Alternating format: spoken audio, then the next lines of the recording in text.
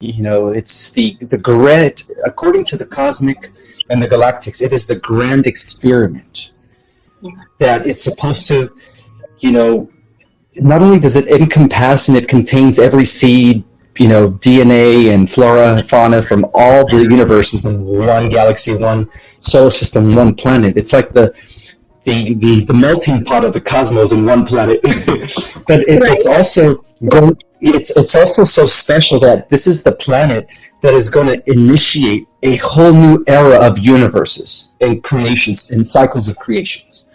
This is like, it is the ultimate masterpiece of Prime Creator Source.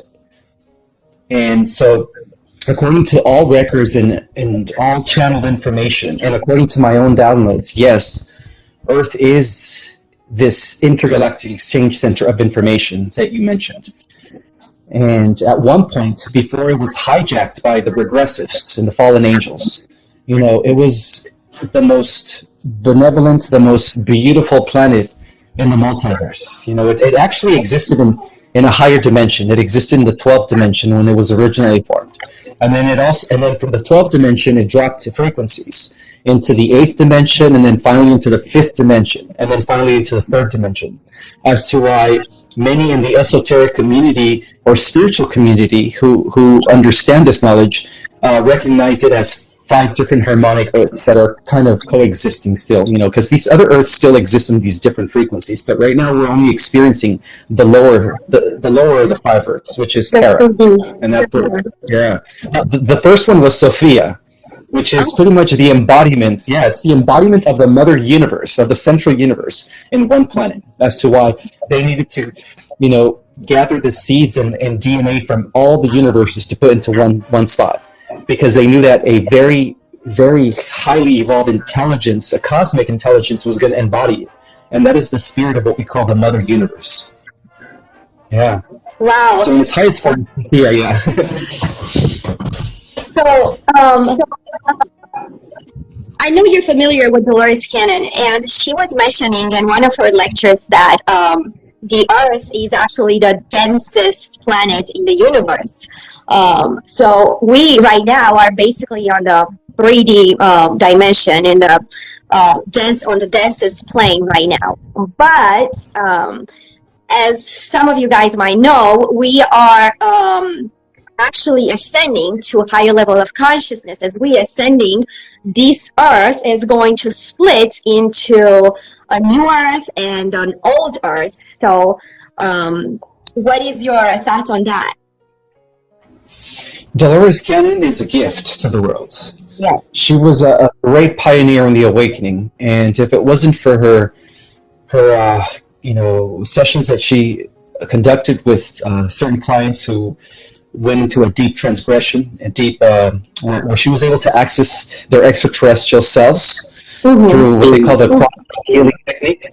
The quantum healing technique, I forget what it's called, it's a QHHT, something to that effect. Quantum healing, right? Quantum hypnosis healing technique. Bingo, that's the method she used to gather information that was going to be very useful to us, the starseeds. So when she did her work back in the early 90s, late 80s, a lot of the information was coming through these people that she was putting under hypnosis. And one of the things that she discovered was that there are 3 waves of higher evolved intelligences that volunteered to come to the Earth in order to bring our planet back to its original glory, to raise her back to frequency, to the higher frequencies. And so the first wave started coming in during the 50s and 60s. Now those people are now in their late 40s, 50s, and I think some are even 60. And then the second wave started coming in during the 70s and the 80s, and now those people are anywhere from like 26 years old to like 44. And then the third wave, which is bringing in most of the indigos that are now incarnating. Every other child now is an indigo because of this higher influx of energy that is coming in, are those that are children from the age of 1 all the way up to the age of 25. So those are the 3 waves that she described it. And the way she described it is that the Earth was in a very bad position. She was about to lose her connection to the higher realms. And so there was a call out there that the guardians of Earth put out to these advanced souls like us, in order to come, to invite them to come, in order to save her by raising her frequency. And so that's when the first waivers came in, and then eventually the second waivers, and then now the third waivers. And it so happens that our mere existence here on this planet, because of the higher vibrational frequency that we carry in our spirit signature, has been raising the collective of the planet since the 50s, 60s, and 70s. And not only that, though, but also because our solar system is entering a very high radiation zone in the galaxy called the photon belt, which is, I guess it goes into this cycle every 26,000 years or so. And so because we're also entering this higher vibrational frequency that is connected to the central sun, we needed to be here in order to kind of anchor in these higher dimensional frequencies. So basically what happened, it was a two-way thing, a two-way process.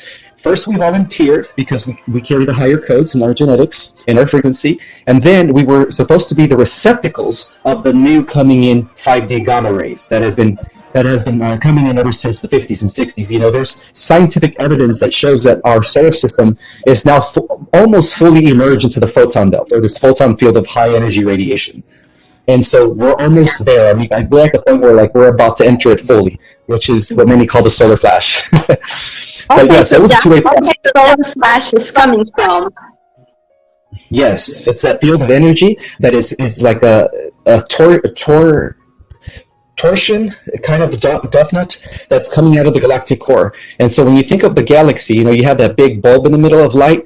Well, there's like different photon bands. Like, the Pleiadians call it the supergalactic zones of radiation, where at certain times in cycles, these solar systems enter those bands, and when they do, they experience golden ages, where there is no darkness, where everybody is at a very heightened level of consciousness and living in harmony.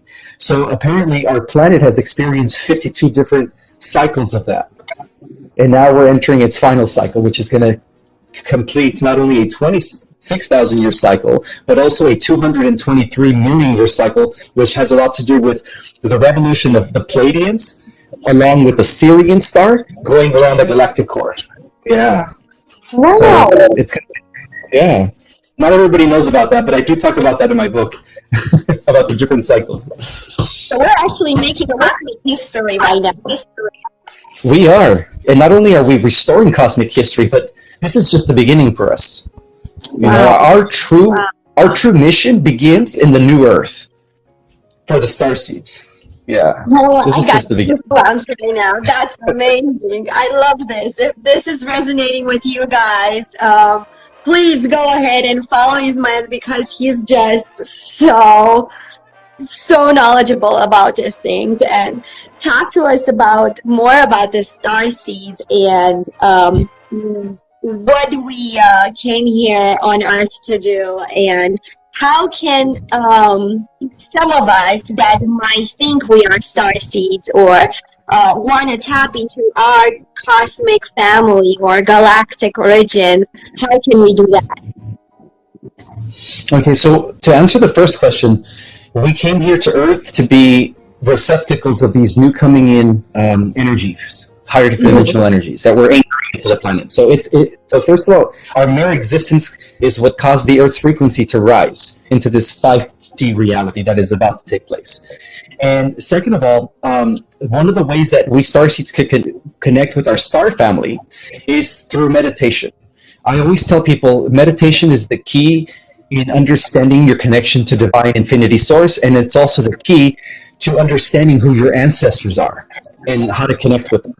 So the more people go within, the more they practice inner space, which is shutting themselves up away from external reality and going within, the more people are going to be able to access these memories and these connections to our ancestors. Because ultimately, including our ancestors, we are all part of a monad.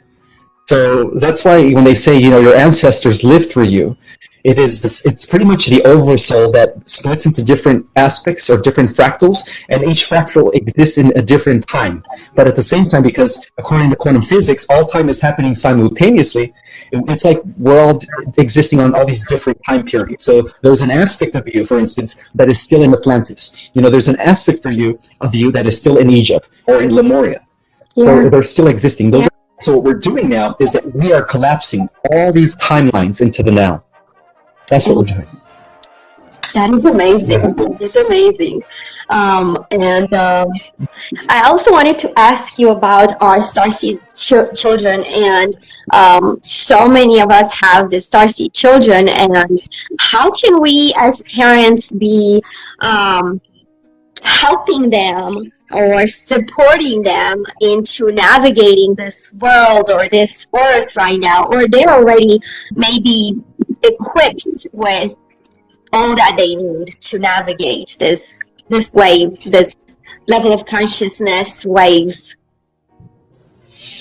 You know, the starseeds that are being born, the children that are coming in right now, are already coming in with a third and fourth strand of DNA that's already activated. You know, they don't use a double helix like we do.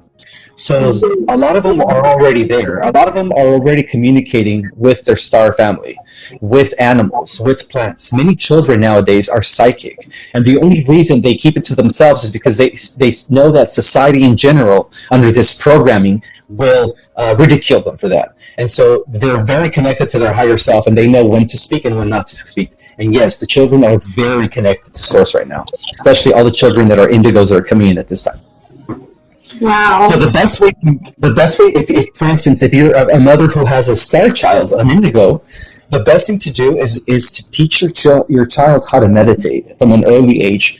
You know, start teaching your child. Well, your child probably already knows, but you know, you want to reinforce it and say, you know, it's okay to talk to the plants. It's okay to talk to the animals because they're also sentient beings. And as you do that, your child is going to open themselves up more to you about their gifts. And so it's going to be a two-way reciprocal learning, you know, where you're going to be learning from your child and your child is going to be learning from you at that point. So it's going to be fascinating. Yeah. Wow.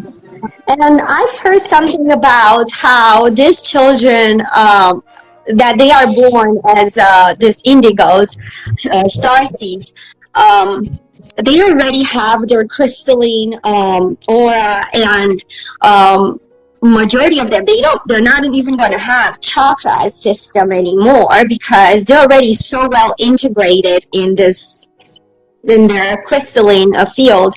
And us, we do need to still realign our chakras and all this stuff, but them, they're not going to even need that. So what are your thoughts on that?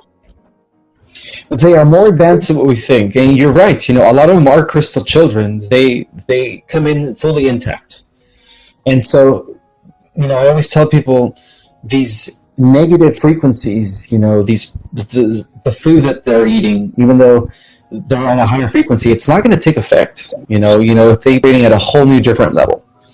No. Yeah, these children they're pretty much going to be the leaders of the future. So we, the second wavers and the first wavers, are paving the way for the third wavers. That's what we're doing. Yeah. Wow, that's amazing. That's amazing. And so tell me more about how do you get all this information? Do you get downloads? Do you get because I know you read a lot of books too, and you said that you also get some downloads.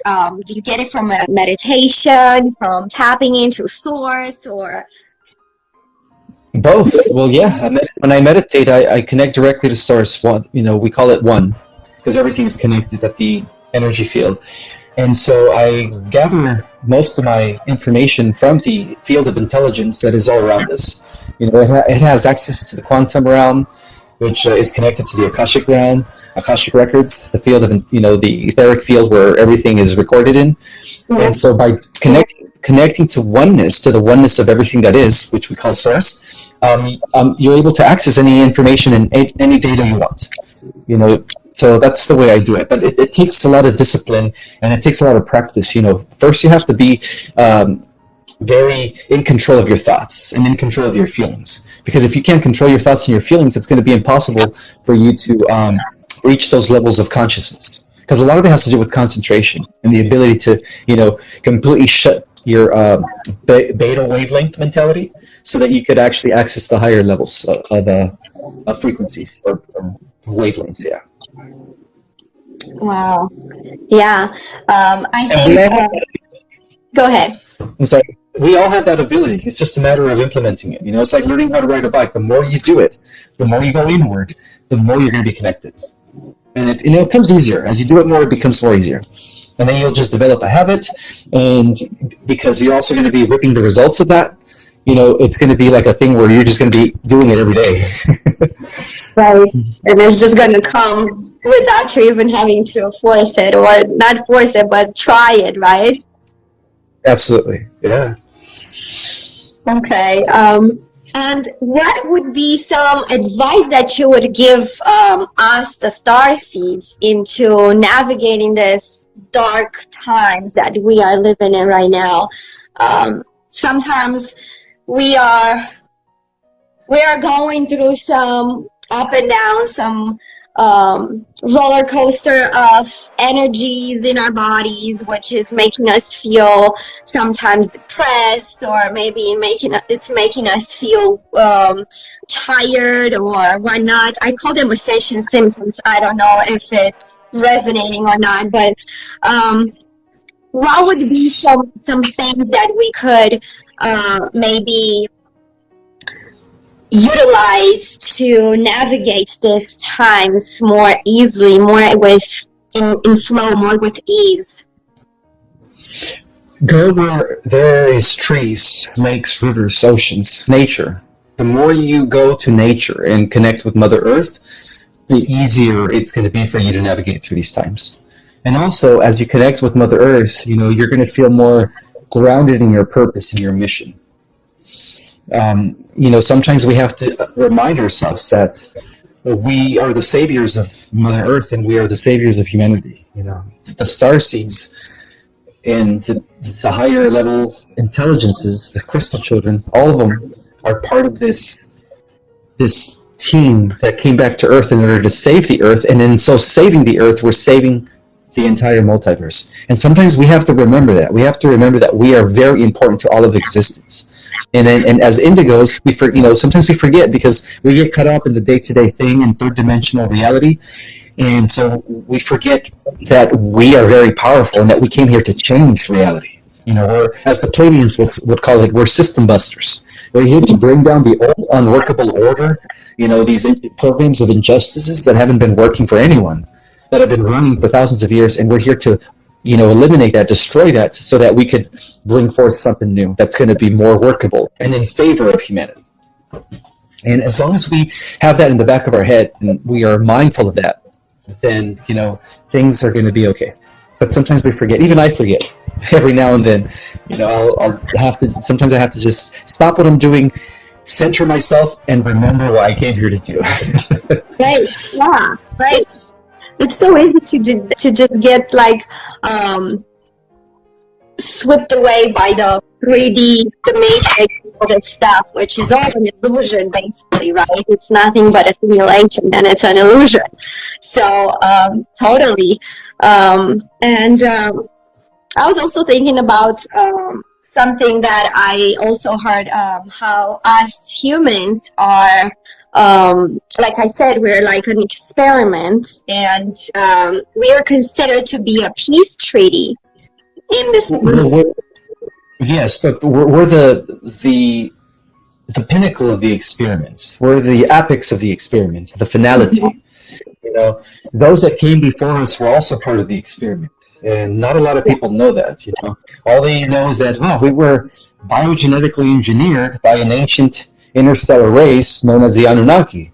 But people, little do they know that even the Anunnaki are part of the experiment. We're just the final product of that. So that's why we are going to be more powerful than they were. Yeah. Wow. Yeah, and a lot of intergalactic beings are kind of a little bit intimidated and a little bit scared by us. We're very powerful. Very, very. To the point where, within the private sector, they have developed secret space programs, and some of them have been nefarious, not benevolent. And within these nefarious programs, they've been selling our genetics to other races out there in the cosmos because of what we have in our genes. But little do they know that it's not going to work out there. It only works here on this planet because it is a relationship. It is a unity, a symbiosis of energy exchange that's going to take place between Mother Earth, who possesses the entirety of the multiverse in one spot, and our bodies. Because we possess also the greatest diversity of genetics. Yeah, like I said, we are the pinnacle of this grand cosmic experience. We are the final masterpiece. Wow. Oh, it's so amazing. Yeah, this is people have to remember that these bodies that we have down here on the earth are a gift from Prime Creator Source. For the first time in cosmic history, Source consciousness is embodying in physical form through all of us. Yes. Through all of us. Yes. It's Source gave us this ability to go out there and experience life and bring this information back to it. Right? And as we ascend, as the other 12 helixes realign and reactivate, all the different chakras are going to collapse into one light. And we're not going to have chakras anymore. We're just going to be a pure portal of Source energy expressing itself through each and every single one of us. That activates the 12 chakras, yeah.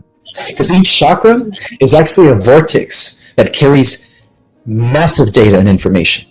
So the moment we collapse that, it's like all this information from the universe, like a quantum computer, is going to be downloaded into us. So we are going to be the equivalent, the biological equivalent of a quantum computer, and more powerful than that, because we are. We have a spirit, and we're embedded with Source consciousness, whereas a computer is just a machine.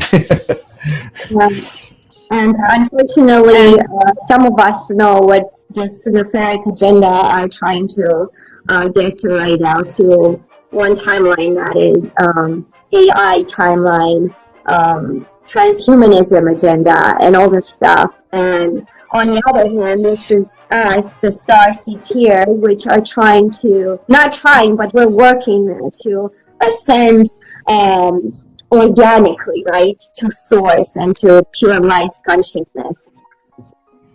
Absolutely. Yes. So there is a negative path, unfortunately. The biggest threat that we pose is the transhumanist agenda. And unfortunately, many of the non-star seeds, because the star seeds are now falling into that path. The star seeds are very well, because that is designed to hijack the God source within us. It's designed to keep it unactivated and suppress it. So unfortunately, for those that are not star seeds, that are actually, going to be, that are getting that, are going to be entering a transhumanist agenda, and not by choice. Because, they don't know the truth of what they're being, in their bodies. You know what I mean? They're doing it because they are being mind controlled. So they're not doing it by choice. And it's not really their fault. It's almost like a trap that was set up. And they're just kind of walking into the slaughterhouse without knowing the true underlying agenda of this, what they're doing. So unfortunately for them, they're going to be ending up in the wrong timeline. Yes.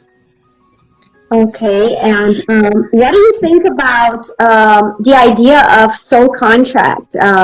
Would their soul have maybe exposed this timeline before they came here, or is it, like you said, like a trap to them that they're falling into?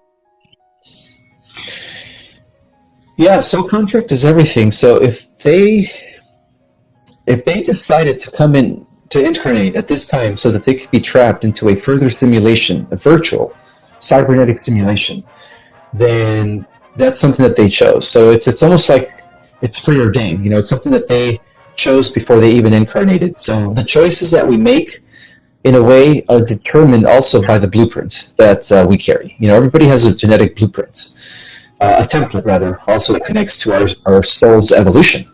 And so for the, I guess, younger souls, it's very hard for them to really understand what's happening, So for them, it's almost like they're not really connected to that template because they don't have that connection to Source like we do, like the more advanced species, or the more advanced souls that are called starseeds. And so for the younger souls, it's one of those things where it's like, they're being offered the path of transhumanism because they know that they want to be immortal. But what they don't know is that they could do it naturally, by activating the 96% of our DNA. And so, unfortunately for some, they're going to be going into that path because they're going to be sold on the idea that, hey, by merging with AI, you're going to have immortality. And by merging with AI, you're going to have these supernatural powers too. So that's taking the lazy way. That's the lazy route. As for us, for those that are doing it organically, we're going to be more powerful than AIs. It's one of those things where it's like, if people only knew that the age of superheroes is upon us. Even scientists talked about this time. They talked about a time where the next stage of human evolution would emerge, and they called it by different names. They called it, I think back in the 80s, they were calling it Homo galactus or Homo nauticus. But in my book, I call it meta-human, which is us using 12-strand DNA, and some of us are going to use 36 strands, and some of us are going to actually use 48 strands. So there's different levels of meta-humans too, yeah. So we're not all going to have the same powers. There's going to be different stages or brackets of different superhuman people, yeah. You know how I see it? I see it almost like, because those Hollywood movies have so much truth to it, but of course it's hidden in plain sight. So it will still keep you in that matrix. But I literally see it as our planet being, or it's already happening, full of X-Men, right? It's like superhuman ability. Right. That's what's going to be happening. For those that do it organically, yes. Mm-hmm. They're going to be like, to the unascended, they're going to appear as, mutants or goddesses, yeah. Mm-hmm. To the unascended. And that's what, that explains the gods of mythology. The gods of mythology were no other than interstellar civilizations or fifth-dimensional density people. And the fifth-dimensional density people to a third-dimensional density person would appear as immortal. They would appear as they have like these magical powers. And so we're entering that type of multi-dimensional reality where, the people in the fourth dimension are going to see the people in the fifth dimension as superhuman, and then the people in the fourth dimension are going to see the people in the sixth dimension as gods and goddesses, Yeah. So it's not just going to be a fifth dimensional Earth. The Earth is going to be existing on all these different frequencies. So there are a total of 15 vibrational frequencies that make up the 5 harmonic universes. So the first vibrational, or the first harmonic universe, has to do with dimensions or density 1, 2, and 3. And then the second harmonic universe has to do with dimensions 4, 5, and 6. And then the third one has to do with dimensions 7, 8, and 9. And then the fourth one, 10, 11, and 12. And then the fifth harmonic universe deals with dimensions 13, 14, and 15. So imagine the Earth is going to be existing in all 5 harmonic frequencies, operating on different levels of reality. So you can imagine, the coexistence of all these different types of beings, all the way from the first dimension all the way to the 12th dimension. All the way to the 15th dimension, which is going to be kind of amazing. Wow. I know. Right? Yeah, most people think it's just going to be a 5-dimensional reality. No, it's going to be, some are going to be able to ascend to the 6th, 7th, 8th, 9th, and 10th. And the higher you ascend, the fewer people is going to be, because only those souls are the oldest. The oldest souls are going to be at the 12th dimension, or the 13th, I'm sorry, because we're entering the 13th cycle. So the oldest souls that are down here are going to be operating from the 13th dimension. And then, of course, we're going to have on different types of souls on different levels depending on how old their soul is. The oldest are going to be at the top, and then, it's just going to range from the oldest to the youngest souls. Yeah. Oh my God. And they're all going to be interesting. That's like a lot to wrap around it, right? It's very intricate if you think about it. And Dolores Cannon was also talking about this.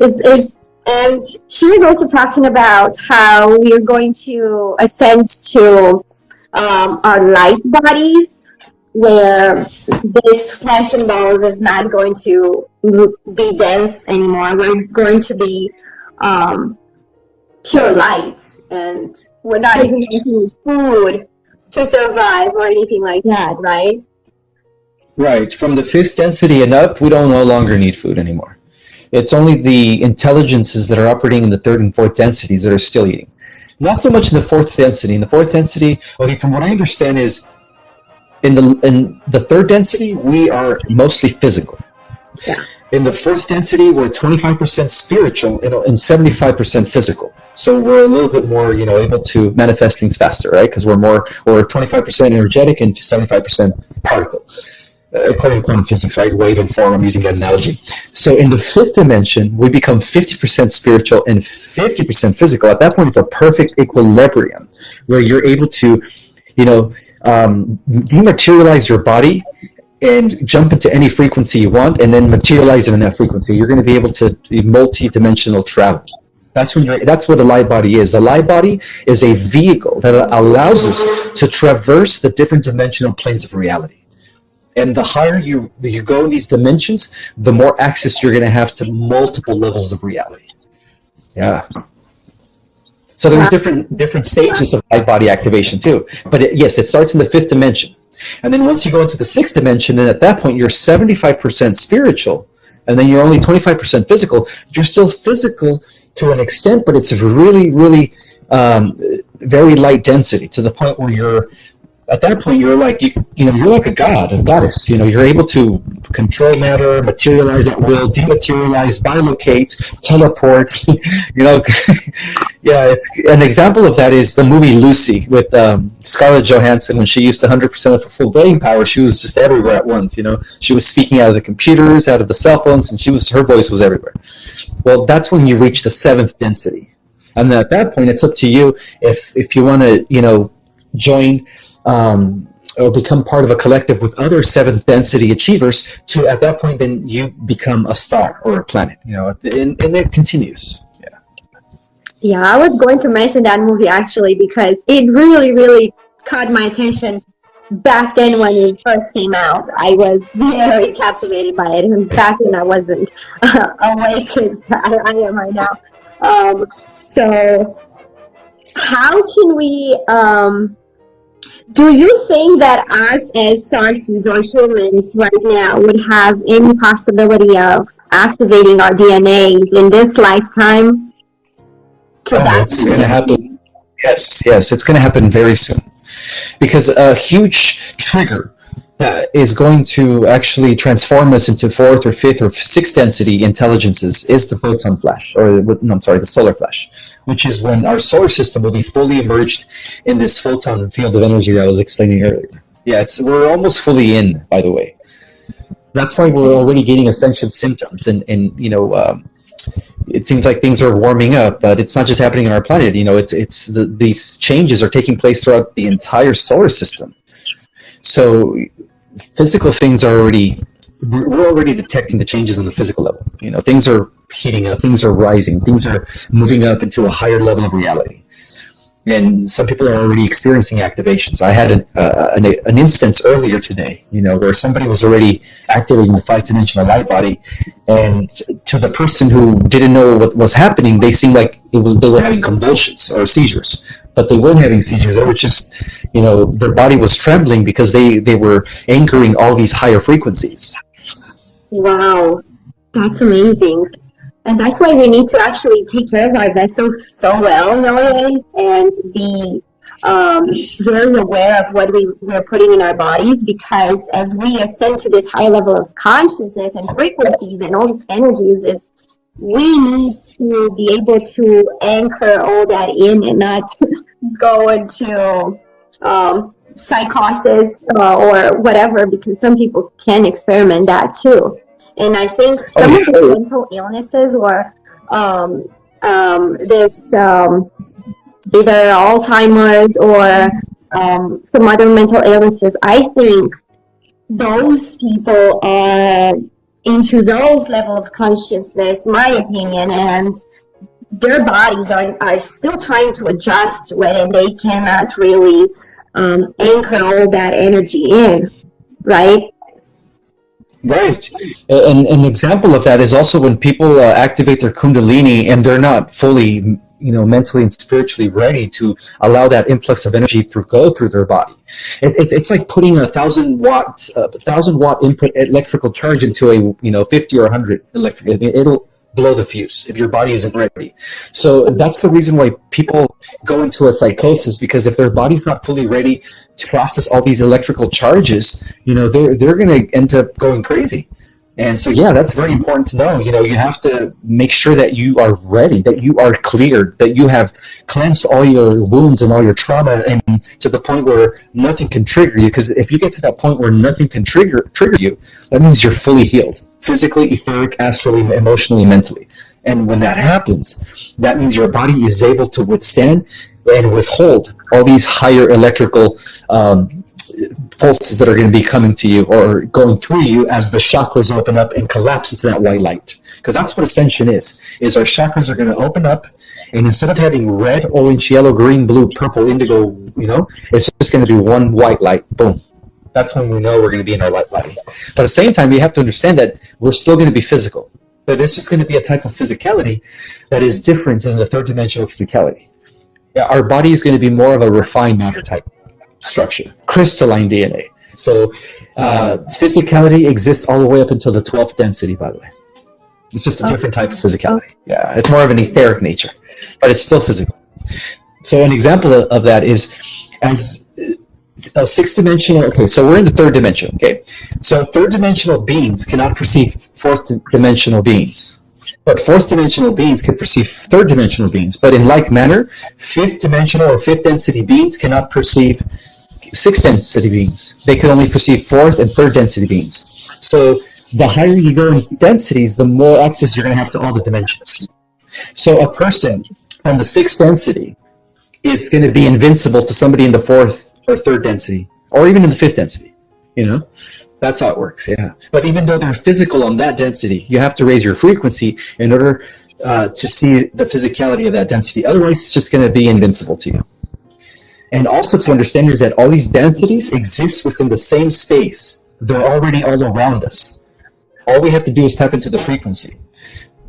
That's it. It's like a radio. It's like the way radio and television work. All these different bands or these different frequencies or stations of frequencies are going through space all around us. And it's only when we tap through the radio, or it's only when we use the radio or the television as an interface that we're able to, tap into these frequencies. So we also have that process in us, that ability to use our body as an interface by raising our consciousness to higher frequencies. It's like tuning in or dialing in to any station or any level of reality. It's the same way, it operates the same way.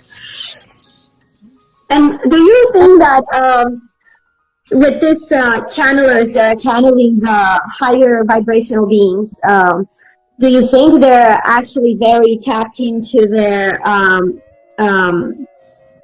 and to their higher level of consciousness, their 5D level of consciousness, where they could actually tap into that, like you said, almost like a radio frequency, and they can communicate with those higher vibrational beings? Do you think that this is how it looks like, kind of? Well, it's already been happening. That's how a lot of the starseed or even walking channelers have been bringing forth information from the Pleiadians, from Arcturus, from Andromeda, from Sirius, from Lyra. It's because they're tapping into that frequency by connecting with their higher self. And by connecting with their higher self, they're actually able to connect with their star family.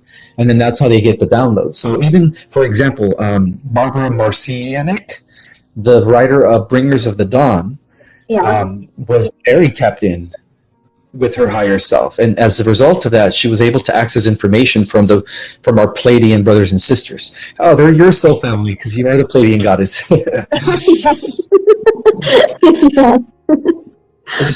I just know you by that. What's your real name? Laura. Laura. Okay, nice to meet you, Laura. I just know you by the Pleiadian goddess.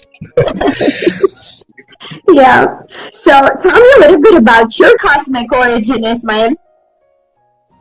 My cosmic origin goes all the way to the central universe of Hevona. Wow. Yeah, I was around the first universe. Yeah, there's a part of me that exists during the first cycle of creation. Right now we're in the 12th cycle, and we're ending the 12th cycle, about to enter the 13th cycle. And Earth is going to be the planet that's going to kick that off. Wow. So I do have memories in Lyra. I do have memories in Sirius. I have strong memories in Orion. I fought in a lot of those wars. You could say I killed a lot of AIs and a lot of Dracos, a lot of Greys and Insectoids.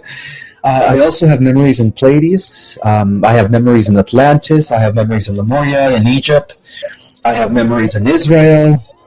And even, throughout medieval times, I've had a few incarnations as the Wizard of the Mountains or the Healer. Wow. So I have, I'm sorry? You remember a lot. You know, so. Very old, yes, yeah. That's why I like communicating with trees. Those are my best friends, trees and plants. Totally. I love trees. I love nature. I'm like a nature freak. I would say I'm going all the time. I'm going hiking, and I love connecting with the trees and like with the ground and with the mountains and everything. I think it's just so amazing. The trees are so wise. I love it. They are. And they're actually part of the spirit of the earth. That's why they're so wise, because they contain the records that go back to 4.5 billion years of history. Wow. They're like guardians of the earth, right? Almost. Well, they're associated with the earth elements. The earth is composed of four beings or four entities. We have fire, which was the first being that ever existed in any universe. Fire, the elements, in other words, were the first ones to be the first beings to come into reality before any humans came into reality, or before galaxies, or before solar systems, and before planets. We had the element of fire, which was created first by the prime creator, and then we had the element of water, and then the element of earth, and that's the trees are part of that element. So when you speak to the tree, you're actually speaking to the earth element, which is a being, a sentient being. Yeah. And then we have the air element. Yeah. So the elements were the first beings to become conscious, and then galaxies and solar systems and planets came into being as a result of the four elements. Yeah. Wow. Wow. And I also heard about this concept of when we get to experience so much. Our soul gets to experience so much, and we evolve and we grow so much that we get to a point in our evolution, I would say, where we can actually create our own planets and our own galaxies, maybe? Is that yes? And yes, you're absolutely correct. After we reach the seventh dimension, I was explaining that eventually around the sixth dimension, we start becoming more of a social memory complex. Just like the cells, join together to create bigger organisms, that same process or that same ability continues throughout the different grades of evolution. So as we go into the sixth density, we become a social memory complex. And at that point, we are able to operate and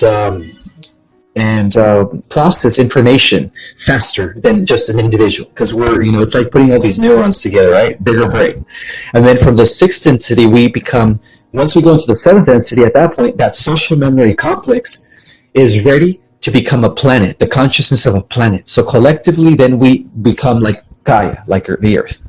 And then when we become a consciousness of a planet, then we become the consciousness of a star. So it continues. The evolution continues. And then as we become the consciousness of a star, our social memory complex grows greater as we become a collective of stars, and then we become the consciousness of a nebula. And then as our nebula also joins with other nebulas, it becomes the consciousness of a galaxy. And then in turn, the consciousness of a galaxy with other galaxies becomes the consciousness of a universe. And so that's how we exist, Everything's connected and everything's alive and conscious on every level of reality. That's amazing. That is amazing the way you put it all together. It's so powerful nugget of information. I love it. I don't see no questions here. I don't know if anyone has any questions that they want to ask in this live. I don't know if you want to take any questions or. I could take some questions. All right, let me put my glasses on. Okay, guys, do you have any questions for Ismael here? Put your questions in a questions box, or otherwise I would have to actually scroll all the way. Okay, we got one. Okay, so Juliana Stam, she's asking any movies to recommend that give us a hint of true reality. Yes, all the Marvel movies. All the Marvel movies are revealing the truth. You should go watch those. Also, Star Wars. Star Wars is a big indicator of our own galactic history. The whole concept of the Sith line deals with the lineage of the Draco, of the House of Alpha Draconis. And the whole concept of the Jedi bloodline is associated with the bloodline of Michael, which originated in Lyra, in the first planet known as Evian, 500 million years ago, where our ancestors originated first in our galaxy. Yeah.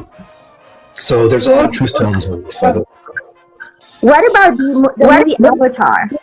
What do you think about it? Oh my god. The movie Avatar is about sixth density consciousness civilizations where they no longer need external technology. They are so connected to their ecosystem where it's almost like they're one greater organism. They're one with the planet. There is no separation. Just like the different glands and organisms in our organs in our body work together to make this whole body exist, that's the concept that the movie Avatar reveals, that those civilizations do exist, where there is no need for external technology. Everything's done through consciousness and through connecting with your ecosystem as one greater organism. Yeah. And I so think that. Go ahead. So yeah, that movie is one of the most amazing revelations of sixth level or sixth density societies. Yeah. Totally. I love that movie.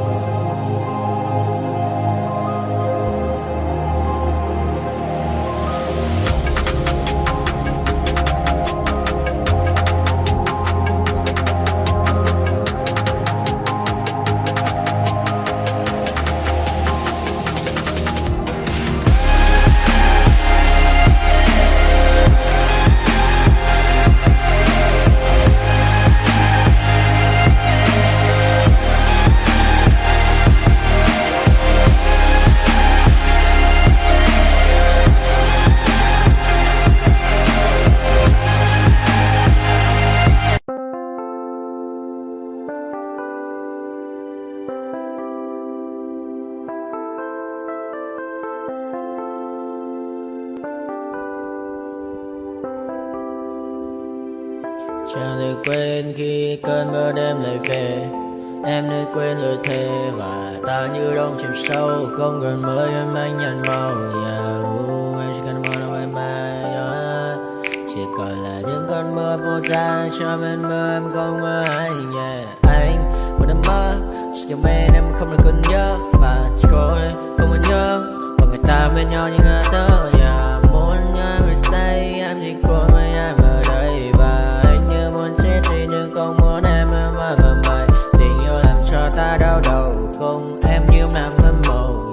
Anh như đứa mong cầu. Và mưa bên em hô sầu. Chắc có mà mai mà mơ. Chỉ có bên em nhưng đừng có mơ. Mà đang dài em muốn bên ai. Anh không mong gì hơn. Chỉ mong em sẽ ở đây ôm anh thật gần. Anh chỉ mong đôi ta được có nhau. Mà đừng em đâu anh có em. Một đêm bên anh có em. Ta sẽ trao nhau môi hôn thật sâu. Ôm anh. I know you told your friend you're not okay, and Tell me what's wrong and why you never said you felt that way. And guess you're trying to stay strong and fake a smile until I look away. But I've known you too long, it hurts to watch your blue eyes fade to gray as you fade away, as you fade away. Yeah, I'm about to fade away, cause every time I wake up I feel like it's Monday. Something's going wrong with all the chemicals up in my brain. All of a sudden I don't look at anything the same way. Got a build up of my thoughts sitting in an ashtray. I'm sorry that I'm so inconvenient, okay. Just let me be me and I'll stay out of your way. I can see the way you look at me, I'm such a disgrace. I never really asked to be brought into this place. You wanna love me? Well then baby have a taste. All the highs and the lows, no you'll never be the same. I don't really wanna hurt you but I can't control the pain. If you're sticking by my side, maybe we could be okay. Okay, maybe you could be the change I need today. I promise that I've never felt this way. I really hope that you will choose to stay through all the pain. I know you told your friend you're not okay. And tell me what's wrong and why you never said you felt that way. And guess you're trying to stay strong and fake a smile until I look away. But I've known you too long, it hurts.